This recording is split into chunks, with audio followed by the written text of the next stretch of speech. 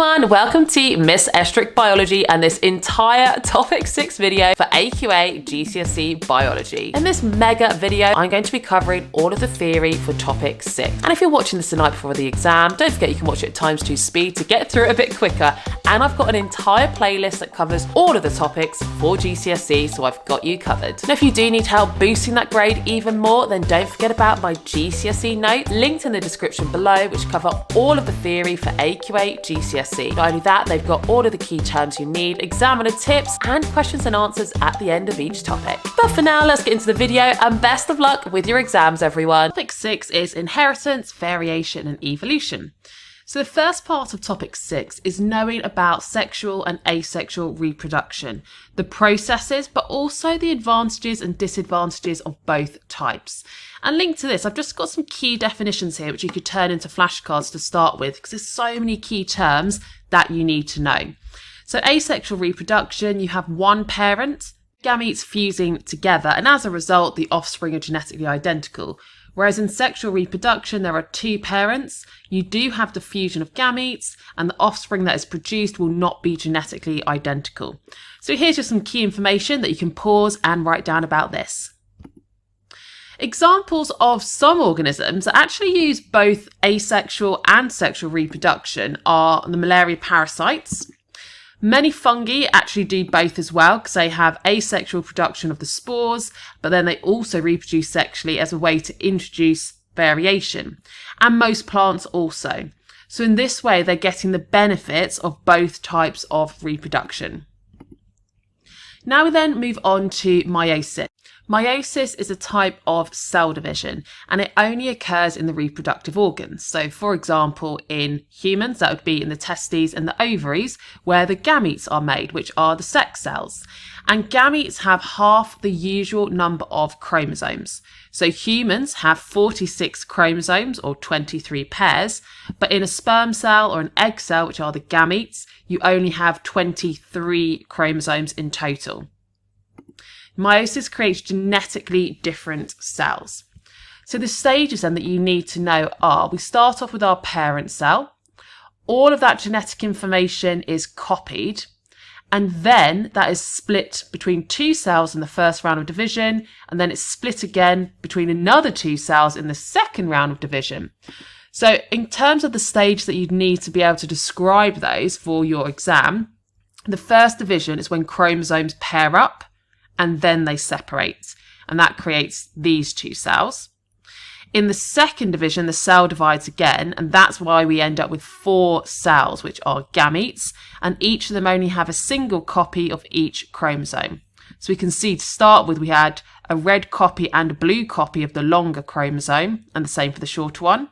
And then at the end, you only have 1 copy of the short, 1 copy of the longer chromosome.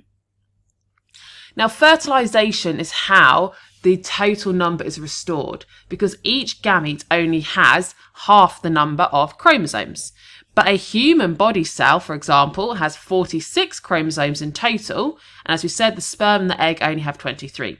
So when the sperm and the egg fuse together, that's how you restore that 46 total.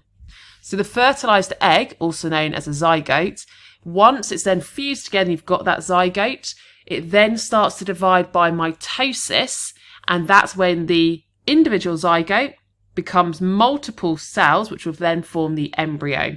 And the embryo will then start to have those cells differentiate into specialized cells, and that's how it starts to form a fetus, where you have specialized cells forming different tissues and organs. So here's a quick summary of mitosis versus meiosis. You can pause and write this down. It'd be a good one just to use to test yourself on. Next, then we move on to DNA and the genome, starting with the structure of DNA. So DNA is a polymer, meaning it's got many repeating monomer units bonded together.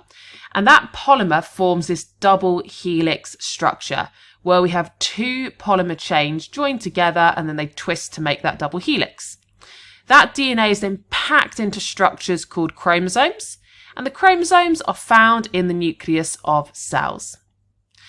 Let's then look at some of the other key terms, such as what is a gene? And we can see here we're showing a section of this DNA.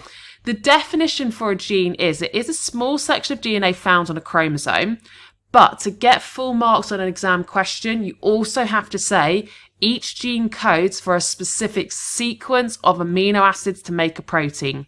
So I recommend turning that into a flashcard. One side, what is the gene? The other side, have that as your 2 bullet points for the marks on the exam.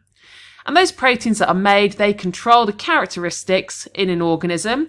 For example, in humans, it could be eye colour, blood colour, and enzyme production. The human genome is the complete set of DNA in a human. So it's knowing all of that DNA for all of the chromosomes in a cell. And it includes the genes and non-coding sections of DNA, because not all of our DNA actually codes for proteins. Scientists have now managed to map the entire genome, which means they know the exact sequence of all the bases in our DNA. And a bit more on that when we look at the structure of DNA in more detail. But the key thing that you need to know for the exam is these 3 examples of benefits of us knowing the complete set of DNA or the human genome and why it matters. So we've got, it helps to identify genes linked to diseases. So that better helps us understand conditions like cystic fibrosis and cancer. It also improves treatment for inherited disorders, so we can get targeted therapies and personalised medicines, as well as tracing human migration patterns over time and studying how humans have evolved. So a bit more on the DNA structure, as I said. We said that DNA is a polymer made up of monomer units, and those monomers are called nucleotides. And this diagram here is showing us a nucleotide. So it's made up of a sugar.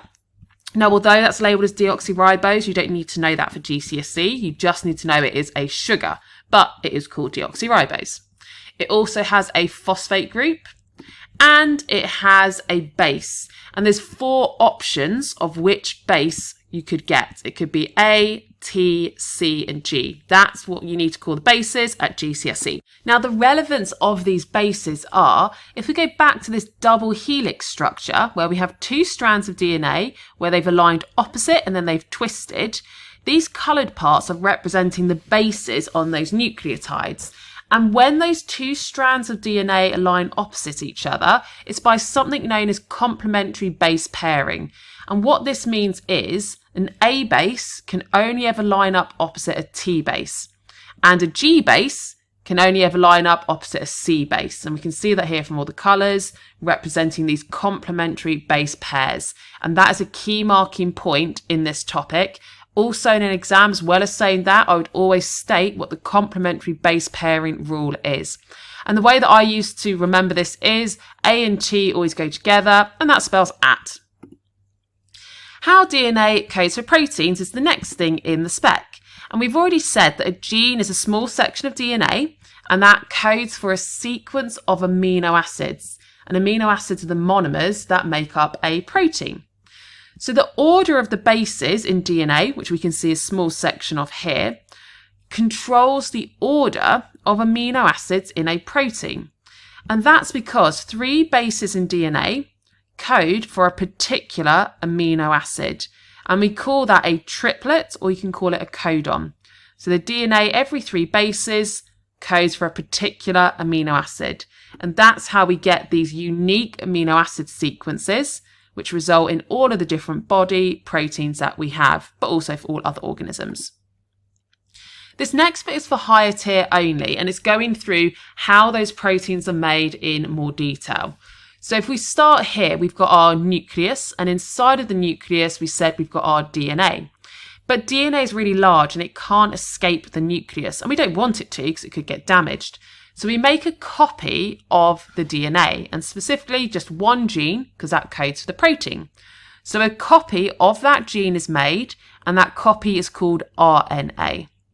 RNA is small enough to fit out the nucleus because it's only one gene, and it comes out of the nucleus and it attaches to the cell structure ribosomes.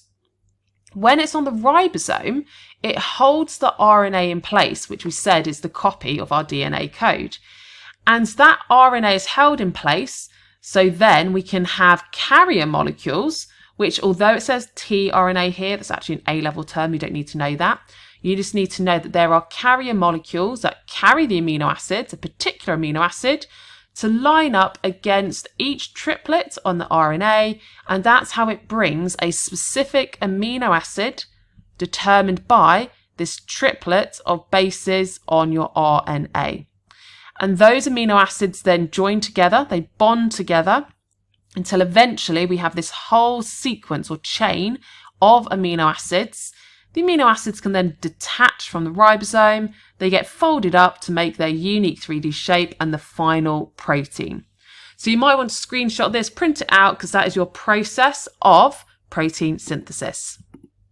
So why is the shape of a protein important? Well, if we think about certain examples like enzymes, enzymes have that uniquely shaped active site, which is complementary in shape to a specific substrate so that they can bind, form enzyme substrate complexes and catalyze the reactions.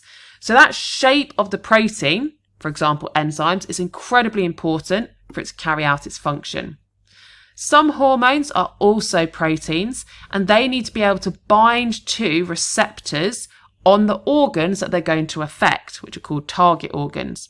So the shape of the protein, which is the hormone, has to be exactly complementary to the receptor it binds to in order for the hormone to work. And then we've got some structural proteins as well. So for example, collagen in your skin, that shape is really important so it can be strong and hold its form. This next bit is higher tier only, and it's looking at mutations that can happen in DNA and the effects they might have. The definition of a mutation is a change in the sequence of DNA bases, and you need to know that they randomly occur and they continuously occur, but most mutations don't change the shape of the protein, and therefore they don't affect how the protein works, or they might only cause a very small effect.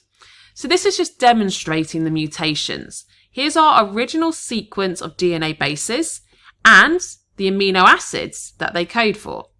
However, we then show that this DNA has mutated, and the change in the sequence of bases is that C base has now been changed or substituted for a T.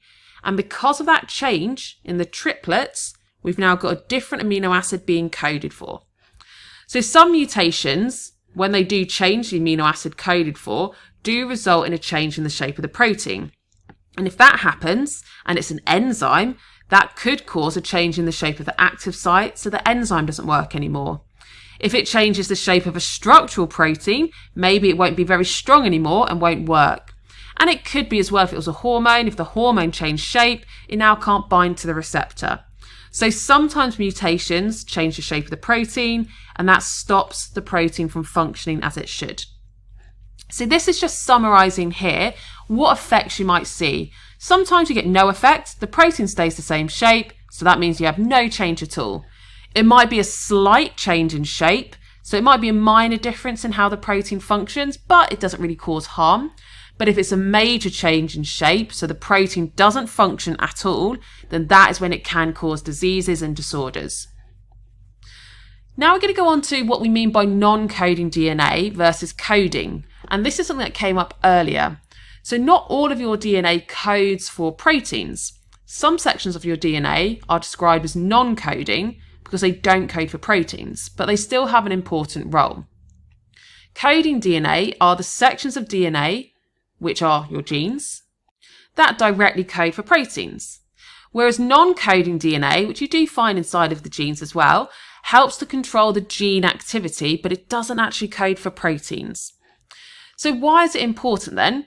It controls whether a gene is switched on or off, meaning whether that gene will create the protein that it codes for. And in this way, you get specialized cells, because every single cell in the body contains the same genetic material, the same DNA base sequences and genes, but not every gene produces its protein in all the cells. And depending on which proteins are made in a cell is what makes the cells differentiate and become specialized. Now, if you did get a mutation in the non-coding part of a DNA, that won't affect the protein being made, but it might stop the gene being expressed, which means the protein might not be made at all, and that could lead to health problems. The next part of topic 6 is genetic inheritance, and here is a whole series of key terms that you need to know linked to this topic. Potentially they could come up as 1 or 2 mark definition questions, or you might just need to use them within your answer. So pause, take a screenshot, you can either print this out for your notes or turn it into flashcards. So how are characteristics inherited then? The inheritance of characteristics or traits depends on your genes, and some traits are controlled by one gene, so a single gene, whereas others are influenced by multiple genes. So if we think about single gene inheritance first, we said that some of your characteristics are determined by just one of your genes, and you can have 2 different versions of each gene, and we call versions alleles, as we saw in that key terms table. So you can have a dominant version or dominant allele, and that means if you have that dominant allele, that dominant version of the gene, you will always express or produce that characteristic. A recessive allele or recessive version of the gene, you will only see this trait if you only have recessive alleles present. So examples of this are fur colour in mice and also red-green colour blindness in humans. So we've got black fur and brown fur. So if a mouse had even 1 copy of that black fur allele, they will be black because it is dominant, represented by the capital B. Brown fur, the mouse will only be brown in colour if it has 2 copies of that brown allele. Some traits are controlled by multiple genes, and this is multiple gene inheritance, sometimes called polygenic, because poly means many, so many genes working together. And examples of this include height and skin colour, because there isn't just an option of 2 different heights everyone can be. There's several different heights. It's continuous. And that's because there's multiple genes involved, but also the environment has an effect as well. Same concept with skin colour. There are multiple genes that can code for how much pigment a person is able to produce. But then the environment also has an impact. For example, exposure to UV light can determine how much of that pigment you do produce. It's possible to work out the probability that 2 parents will produce offspring with a particular characteristic. And you can do that using a Punnett square. And I've actually added more information into this than you need just to label what each letter is representing. So we've got a really simplified example here of brown eyes and blue eyes in humans. And it's simplified because it's not literally just brown or blue eyes that anyone can have. So brown is a dominant allele, blue is a recessive. And in this example, we've got 2 heterozygous parents, meaning they've got 1 dominant and 1 recessive allele. The possible gametes they could produce then would be one that has the dominant allele and one that has the recessive allele. And that's the same for both parents. In the middle, we then show what the offspring genotypes would be by combining those 2 possible gametes. So this one, we've got capital B with capital B, so 2 capital Bs, and that means they've got the dominant allele, so they'd have brown eyes. We've got the capital B with the recessive B, so dominant and recessive. Dominant is always going to be expressed, so we've got brown eyes. Same with this one, a dominant and a recessive, so they're heterozygous, but they'll be brown-eyed because they've got the dominant allele. Whereas this last option, we've got the recessive B, so they are homozygous recessive, they don't have a dominant allele, so that means they will have blue eyes. Now, if any of those terms you didn't remember as I was going through, just go back to that key terms table from the start. For higher tier students only, expected to be able to construct the Punnett square. So you'd have to draw and fill it in. And we've got a different example here. We're looking at fur colour in mice. And then from that, you'd have to work out the probability of each phenotype. So we can see we've got 50% probability of having black fur, 50% probability of the mouse having brown fur. There are some inherited disorders that you need to know about. And one of those is polydactyly. And this is when individuals have additional fingers or toes. And this is caused by a dominant allele. And we've got an example here. We've actually used different letters, but it doesn't matter as long as you're showing that the condition is determined by a dominant allele, and not having polydactyly would be recessive. So we've got here a parent with polydactyly who's a carrier and a non-polydactyly parent. We've then constructed to show the genotypes of the offspring. And from this, we can see there would be 50% probability of having an offspring or child with polydactyly. The other one that you need to know about is cystic fibrosis, and this is caused by a recessive allele. And for recessive disorders like this, you only have the disease, cystic fibrosis, if you have 2 copies of the cystic fibrosis allele. A person who is heterozygous or a carrier has only one of those recessive alleles, and because they have the dominant one present, they won't have the condition, but they are a carrier of that allele. You can do embryo screening, which is when you can screen embryos to see if they have the genetics that would mean they would get a particular genetic disease. But this is done if you are going through IVF, and therefore the embryos can be screened in IVF before they're implanted into the mother's uterus. And this can come up as a 6th marker to think about the advantages and disadvantages of doing this, particularly linked to the ethics. So here we've got a selection of the advantages and disadvantages. This is another one I'd recommend pause, take a screenshot, and you can add that to your notes. Which biological sex an individual is also determined by your genetics. Humans have 23 pairs of chromosomes, and we can see them all here paired up. 22 of the pairs are coding for characteristics, but 1 pair of chromosomes is determining your biological sex. And a biological male would have an X and a Y. A biological female has 2 copies of the X chromosome. And you can actually use a Punnett square to work out or prove that it is 50% probability of parents having a biological female, 50% probability of them having a biological male through a Punnett square. At the start of topic 6, we talk about variation because sexual reproduction and also meiosis, creating gametes, create genetic variation. And that genetic variation can be inherited from parents, determined by which alleles you inherit. But there's also environmental variation. So that's things that cause changes because of the environment. So spoken language, scars, suntan. And then sometimes it's a combination of both. And variation is referring to the differences in characteristics of individuals within a species. Sometimes genetic variation is caused by mutations in your DNA. And there's lots of genetic variation within populations, mainly because of this mutation that happens. And I say a mutation, it's actually continuous mutations happen and they randomly occur.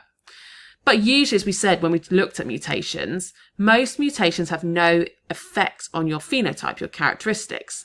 But sometimes a mutation does create a new allele because this change in DNA now codes for a different protein. And if it's a different protein, you get a different phenotype. And if this new protein and this new phenotype helps that individual survive in their environment, then they're more likely to survive, reproduce, and pass on this new mutated allele to their offspring. And this is the concept between natural selection and evolution. This is exactly what happened in bacteria to make them resistant to antibiotics. So a random mutation occurred in a bacteria, which created a new allele. It created this new phenotype, and the phenotype was antibiotics no longer killed them. Because they're now resistant to the antibiotics, that bacteria wasn't being killed by antibiotics, so they survive. They reproduce, and they can reproduce even quicker because there's no competition with other bacteria. And that then means that they pass on that new resistant allele to their offspring. And over time, the whole bacterial population is now resistant to that antibiotic. An example of this is MRSA. You don't need to know that full title, but MRSA is a bacteria that is resistant to many antibiotics. So that process that we just talked about happened multiple times for different antibiotics. And it's often found in hospitals where patients with weak immune systems are more vulnerable to infection. It spreads through direct contact and it can cause serious skin infections and bloodstream infections. It's so dangerous because it's resistant to multiple antibiotics, so it's really difficult to treat it with any medicines. It can spread rapidly through hospitals and care homes because you have people close together, so it's easily spread, but also you have people with vulnerable immune systems, and it can cause serious infections and even death. Evolution then, so we briefly mentioned this looking at antibiotic resistance, but this is the gradual change in the inherited characteristics or alleles of a population over generations. And it occurs as a result of natural selection, where individuals with alleles that code for the characteristics that help them to survive in their environment are more likely to survive, therefore more likely to reproduce and pass on those beneficial alleles to their offspring. Over millions of years or many generations, these small genetic changes build up or accumulate, and it can lead to the development of an entirely new species. More on that later in speciation. But carrying on with evolution then, we said it's occurring due to natural selection. And that was first proposed by Charles Darwin. And he stated that all living things evolved from simpler life forms. And that these simple life forms first appeared more than 3 billion years ago. You do need to know that quantity of time. And gradually they've changed over time into the vast variety of different organisms that we see today. The evidence of this comes from fossils as well as DNA studies, both of which we go into more detail later on in this video. So how does evolution occur? This is a really common long answer question, knowing the processes of natural selection, and it could be applied to unknown examples. But the common things that you need to know is, number one, there has to be variation within a species, and that genetic variation is caused by mutations. There has to be a struggle for survival, and what this means is there might be limited resources such as food, so there is then competition, and only those individuals with the DNA that makes them more able to survive will survive, and then that they will pass on their DNA, but specifically we'd need to say their alleles. So because they're surviving, they're then going to reproduce and pass on those advantageous alleles, and that's the concept of survival of the fittest. Over many generations then, those advantageous alleles are going to become more common in the population. And that gradual change over the generations means that the whole population is now better adapted to its environment. The opposite of natural selection is artificial selection, where humans intentionally breed and select which parents should breed together in plants and animals to pass on desirable traits. This has been done by humans for thousands of years in animals, but also in food crops. And unlike natural selection, which is random and happens naturally, this is controlled by humans and it's completely artificial. And we can see an example of this where they might have selected in farming. We've got a cow that produces good milk and this one's got a good temperament. So if we reproduce those together, we should hopefully get offspring with that desired trait from both parents. And then the offspring that does have that desired trait, that's the only one you would select to reproduce further until hopefully all of the cows produce lots of milk and they have a good temperament. So that's what this is just going through here, the process of how selective breeding works. And this could come up as a 4-mark question. So pause, take a screenshot. This would be your model answer. Other examples of selective breeding that you need to know are selectively breeding to get disease-resistant crops, selectively breeding animals you could do, so the ones that produce more milk or chickens that lay more eggs, so you get a higher yield of whatever it is you're trying to sell. Or it could be better meat production, so the ones that have more muscles, because it's going to be more meat. Selectively breeding pets, so pugs, for example, were selectively bred over many generations to have dogs which have flatter and squishier faces. And then also it could be for flowers that have a brighter colour or maybe a more unique smell or stronger smell. There are risks and ethical issues with this. And here's a list, despite the advantages of you getting the traits that you want, here's the risks that you need to know. And linked to that pug example, the downside has been for them. They might look really cute having those squashed flatter faces, but because they don't have a longer nose, they really struggle to breathe properly. And it's caused lots of issues and health problems for them. And here's some other risks and ethical concerns that you need to know. Next then, genetic engineering. And again, this is not a natural process. This is when humans deliberately modify the genome of an organism by selecting a gene of interest and inserting it into another organism's DNA to give them the desired characteristic of choice. And it involves cutting out genes that you want from human chromosomes and then transferring them into the cells of another organism. Or this has also been done in crop plants so that they have particular desired characteristics. So some examples then is genetically modified crops. So that means that we've taken a gene, put it into the DNA of the plants to either make them resistant to disease or to produce bigger and better fruits, making them resistant to herbicides. So when farmers spray crops with herbicides, it kills the weeds, but not the crop. And common examples are written here. Next, it's actually going to be on the next slide, but genetically engineered bacteria for medicine. That is how human insulin as a medicine for diabetes is made. The human gene for insulin is cut out of human DNA, and it's then put into the plasmid from a bacteria. An enzyme is used to cut it out and to cut open the plasmid. An enzyme is then used to stick those together. We put the plasmid back into the bacteria, let the bacteria reproduce, and the bacteria will then produce lots of the protein for that gene, which is insulin. This is higher tier only, by the way. Knowing that whole process, you'd only be asked in higher tier. And if you want to pause and write down the exact wording there, then you can do that. So benefits and risks of genetic engineering, we've got summarised on this table. So pause, take a screenshot, and you can add that to your notes.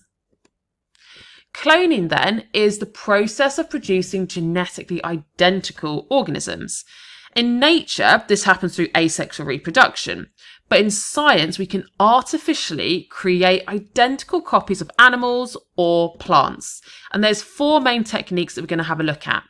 In plants, the 2 techniques are cuttings and tissue cultures. And in animals, it's embryo splitting and adult cell cloning. So the first one then we're looking at is tissue cultures. This is when we have a tissue sample taken from the plant that you want to clone. You would grow it on a sterile, nutrient-rich medium. You would then get these tiny plantlets starting to grow on that agar. You can then remove them and start to grow them in soil. And this can be used to preserve rare plant species that are at risk of going extinct because you can make large numbers of that plant very, very quickly.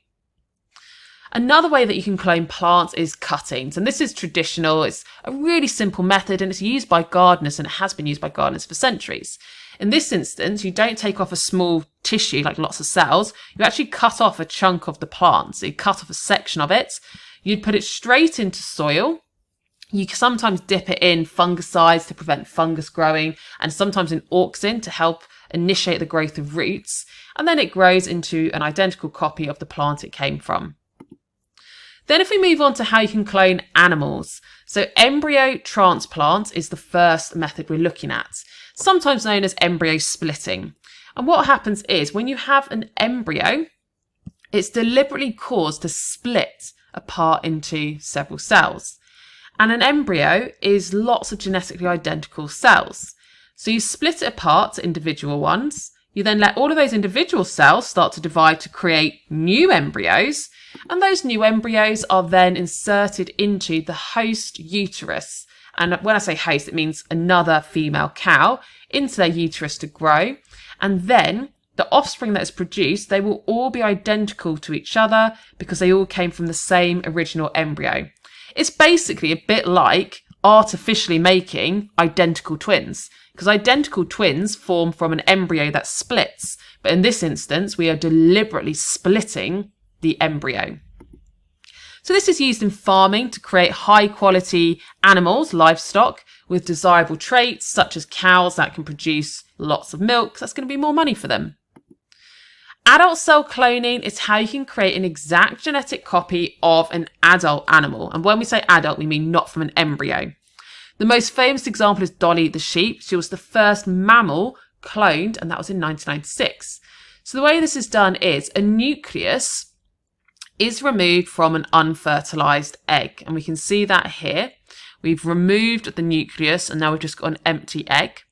At the same time, we take the nucleus out of a body cell and we've now got a nucleus and an empty egg cell. We fuse those together using an electric shock, and that will then cause it to fuse and also start to divide to make an embryo. That embryo is then inserted into the uterus of a host female cow, and the offspring that is born will be identical to the animal that the nucleus came from, because it's a copy of that DNA, not from the egg cell. So pros and cons then. Pause it. You can have a go at screenshotting and then put it into your notes. And you can maybe turn it into flashcards, or you can just have this table in your notes for a potential long answer question on the benefits and risks of the different types of cloning. We then move on to the theory of evolution, which we've briefly touched on, but you do need to know it in more detail. So we already said Darwin proposed this theory of evolution by natural selection, and that was in the 19th century. His ideas were based on years of observations from a voyage he did on a boat, the HMS Beagle. We can see the dates here. During his trip, Darwin studied a wide variety of species, and you might have heard of Darwin's finches because he studied finches, a type of bird in particular, looking at how their beak shape differed depending on which island they were on out of the Galapagos Islands and the food that was available on that island. So this is what he started to hypothesize about natural selection. So he said that the organisms within species show variation. So number one, he said no two individuals were exactly the same. He said some variations provide a survival advantage. So the fact that there's variation, some individuals are more likely to survive than others, and they can then reproduce and pass on those characteristics. And that was number three. In 1959, Darwin published the book on the origin of species, explaining all of this about how species evolve over time through natural selection. But it wasn't widely accepted. People didn't believe this theory initially, and that was because it challenged religious beliefs. There was limited scientific evidence at this point because they didn't know about genes and DNA and alleles and how it all worked in terms of inheritance. And that links to this final point as well. The mechanism of inheritance just wasn't known yet. It wasn't until Gregor Mendel's work on genetics in the 1960s and the discovery of DNA in 1953 that there was enough evidence that people started to believe this theory more. Over time as well, there was more fossil evidence as well as that genetic research, which is why it's now far more widely accepted. Now, there have been other theories of evolution. So Lamarck's theory came before Darwin's, and his theory was that organisms change during their lifetime to deliberately adapt to the environment. And these changes or acquired characteristics and traits were able to be passed on to their offspring. So, for example, he believed that a giraffe would stretch its neck and make its neck grow longer so it could reach the higher up trees, and that longer neck trait was passed on to the offspring. Now, this was rejected because there was no evidence that acquired traits could be inherited. When they did experiments to try and prove it, they failed and showed that it wasn't the case as well. And the discovery of genetics and DNA confirmed that it is only inherited genetic traits that are passed on, not traits that you acquire throughout your lifetime. So here's how the theory of evolution has developed over time. We start with Charles Darwin. We haven't actually got Lamarck in here, but he was before that. Charles Darwin, he proposed this theory. Then from research from Mendel and also fossil discoveries, and also Watson and Crick's discovery of the DNA structure, that evidence helped to support Darwin's original theory. Charles Darwin is widely credited, and that's probably the only person you've heard of, for this concept of evolution by natural selection, but he was not the only scientist involved in this. Alfred Russel Wallace, who was a naturalist and explorer, he also came to the same conclusion, but Darwin published the book first. So here's a little bit of information about what Charles Darwin did versus what Wallace did and their joint work together. So speciation, this is how a new species could form. And when a single species gradually splits into two new species. And this links the idea of natural selection and evolution, but it's happening in two separate populations. And it will continue to happen until these two separate populations can no longer interbreed to make fertile offspring. This is quite a common long answer question, which could be just describe the process of speciation, or it could be linked to an application question where you're given an exact example of a new species that is formed. But these would be your key marking points. You always have to point out that that original population of the species become isolated or separated so they can't reproduce together anymore. And that could be by a physical barrier like a new mountain range or an ocean. both populations that are separated will have random mutations happening. So they'll have different genetic variation. They might be exposed to different environments and different selection pressures, meaning things that are causing some individuals to survive and others to die. And that means over many generations, we'll have a different selection of alleles being passed on in these two populations.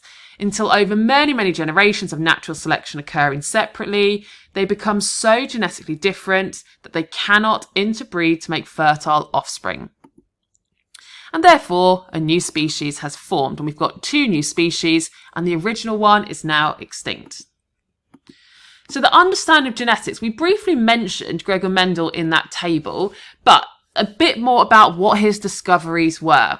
So he worked in the mid-19th century and he looked at peas in particular. And from looking at the peas, the flower colour, the seed shapes as well, he came up with these three conclusions. That inheritance is controlled by units. He didn't know about DNA then. Those units are now what we call genes. He also said that traits are inherited in predictable ratios, which is now what we do in our Punnett squares. And he said the units do not blend. And what he meant by this was the traits are passed on unchanged. And we know that because we have a gene, it's passed on from one parent to the offspring, and that gene or allele, the version of the gene, is not going to be changed. Mendel's work was groundbreaking, but it wasn't accepted for a long time, just like Darwin. And that's because scientists didn't know about DNA and chromosomes yet, so they couldn't explain what he was actually saying. Mendel was not well known in the scientific community, so most people ignored him, sadly. His ideas also contradicted what people currently believed, and therefore, because people used to think traits were blended together rather than inherited separately, they just didn't believe him. So here is another layer or more detail of how this development of genetics has changed over time. Most of this is the same as the previous one, but we're now adding in as well this modern genetics where we've been able to sequence the human genome and also do gene editing as well, which is our types of genetic engineering. Now, I just wanted to point this out here. You can skip past this if you want, because Rosalind Franklin is not on the GCSE spec. You do not need to know about her. However, I felt it was important just to make you aware that the female Rosalind Franklin was a British scientist who was involved in this, yet she has never been credited for her work. She never got a Nobel Prize. Other people involved did, and I think she should be recognised, but she wasn't. So here's a bit of information about Rosalind Franklin if you want to find out about her. Right, evidence for evolution then. So the key evidence are genetics. So we know that traits are passed on through genes, and we can show that inheritance plays a role. Fossil evidence as well, because it shows how species have gradually changed over millions of years. And also examples such as antibiotic resistance. We've seen that happen in real time within some people's lifetime. So let's have a look at fossils then. Your definition of a fossil is it's the remains of organisms from millions of years ago found in rocks. That is the exact definition you need. They provide valuable evidence about the history of Earth. So, for example, how life has changed over time and how extinct species lived, as well as how different organisms are related. So how are fossils formed? There are three key ways. The remains could be preserved. So, for example, if you think about Jurassic Park, where there was that insect that was frozen in amber, that is because decay couldn't happen. So unless you have oxygen and an optimal temperature and water, decay can't happen. So that's how you get these preserved remains. Mineral replacement is when hard parts of the organism, such as the bone, shell and teeth, are eroded over time and they get replaced by minerals, turning them into rocks. And then preserved traces is when an organism leaves behind an impression or like a mark or a footprint, and then the rock hardens. So the fossil record isn't actually complete. We don't have every single species that has ever existed in the fossil record. And there's several reasons for that. Number one, many early life forms were only soft bodies. They didn't have a skeleton. So the soft tissue decayed and you don't really get fossils easily from the soft parts. Fossils could have been destroyed as well. So over millions of years, there's been loads of earthquakes. There's been volcanic activity. Erosion happens. So those fossils have just been lost. And then also, not all organisms become fossilised. Fossilisation is actually quite rare. Most dead organisms decay completely before they can get preserved as a fossil. And because of these reasons, scientists can't be 100% certain about how life began on Earth, as the earliest evidence that we would have had in fossils has been lost over time. But it does still provide some good evidence for evolution. Extinction, then, next part of the spec, occurs when there are no remaining individuals of a living species alive anymore. And once a species becomes extinct, it can no longer reproduce or evolve, so it is permanently lost from the planet. And here's a table just summarising some of the causes and how it would have caused an organism, or I should say species, an entire species, to go extinct. You also get mass extinction, and this is when many species disappear at once. And throughout Earth's history, there have been 5 mass extinctions where a huge number of species became extinct in a short period of time. The most famous example was the example where the dinosaurs were wiped out 66 million years ago, which was likely caused by an asteroid impact. And many scientists now believe we are in the 6th mass extinction stage because of the issues that humans are causing. And that comes up in topic 7. We then move on to classification of living organisms, and you can use the Linnaean or Linnaeus classification system. And this is where we have these different rankings, which are known as taxa. And traditionally, living organisms have been classified based on their structure and characteristics. And Linnaeus grouped these organisms into this hierarchy system. And this is a little mnemonic just to help you to remember it, because you do need to know kingdom is the biggest way to classify. Then you have lots of different phylum fit into one kingdom, lots of different classes fit into one phylum, lots of different order fit into one class, lots of different families fit into one order, lots of different genuses fit into one family, and then lots of species can fit into one particular genus. So you do need to know that ranking. You don't need to know any examples, though, of exact classification, so you wouldn't need to know the human example. The binomial system, Linnaeus also introduced this, and this is a way that all countries use to name species so that we can universally share the information. For example, Homo sapiens is the scientific or binomial naming system for humans, where Homo is our genus and sapiens is the species.